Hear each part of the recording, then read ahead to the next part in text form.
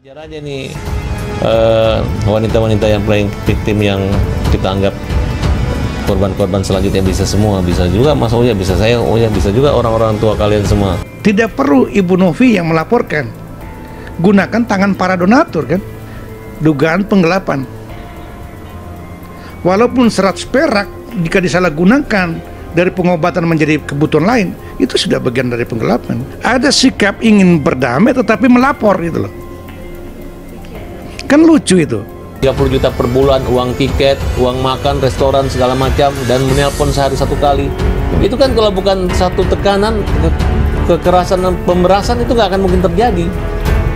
Nah ini menurut saya itu adalah perjanjian kejahatan. Mbak Novi tahu yang membuat laporan itu, menjadi membuat laporan itu bukan Agus juga kan gitu.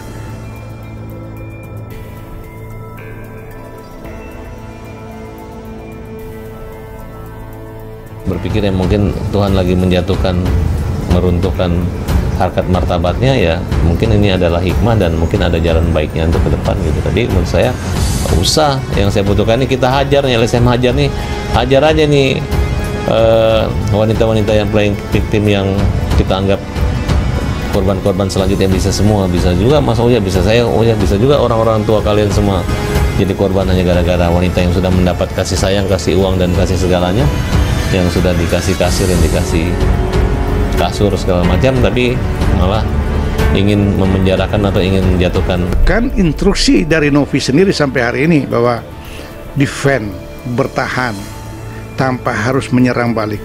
Walaupun pendukung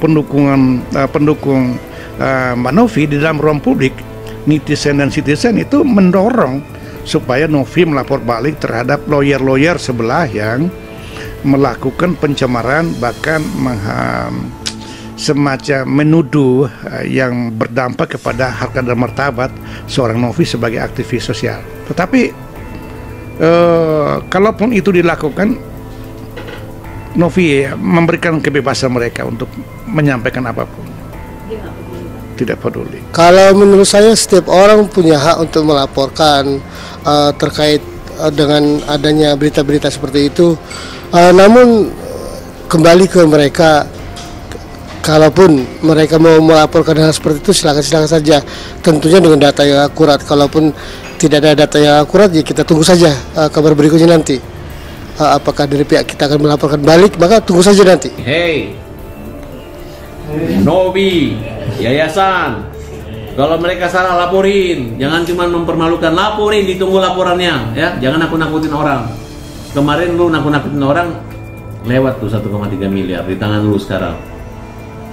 Jangan cuma ngejek-ngejek Agus, ya, laporin, buktikan, diterima nggak laporan lu terhadap Agus, ya.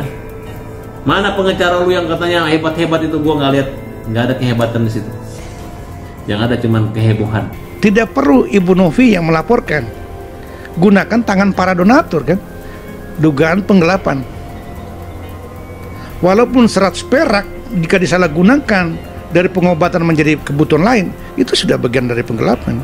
Jadi tidak perlu Mbak Novi tangan kotor untuk melaporkan orang-orang itu. Nanti teralihkan konsentrasinya untuk misi kemanusiaan. Kami tetap dukung beliau begitu.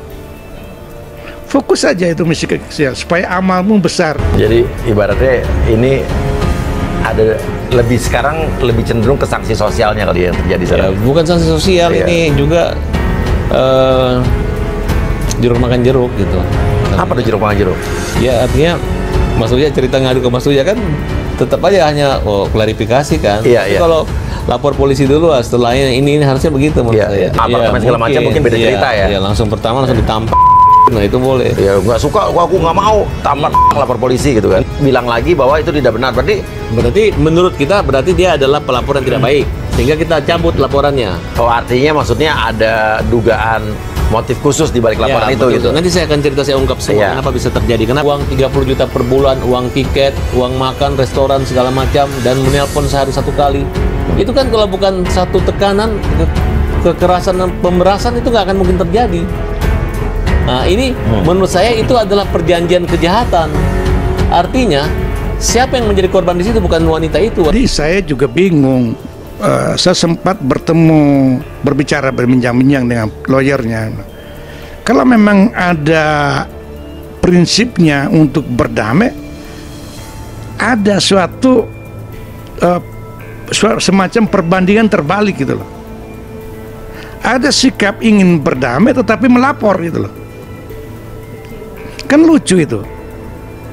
Nah sekarang kalau Teh Novi meminta perdamaian kepada mereka, bukan minta damai soal laporannya. Kalau melapor, lapor saja. Tetapi saya ingin kalau Agus mau obat, welcome, silakan kita mengobati dia sampai dia sembuh.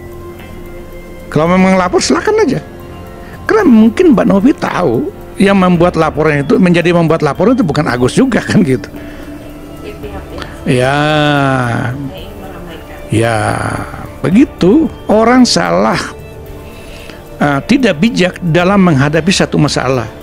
Masalah yang kecil harus diselesaikan, bukan yang kecil jadi besar, akhirnya besar.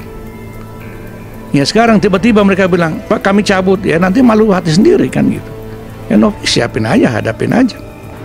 Pada siapapun oknum yang nyuruh Agus bikin LP, ini otaknya di mana? Terus terang saya ngomong, ini orang dalam kondisi dia sudah tidak bisa melihat dunia. Dia sedang dalam proses pemulihan kesehatan, lagi nyari dokter yang bisa nyembuhkan, mulihin penglihatannya lagi. Teman-teman bisa nggak bayangin, saya ini mengimajinasikan posisi saya ada di posisi Agus.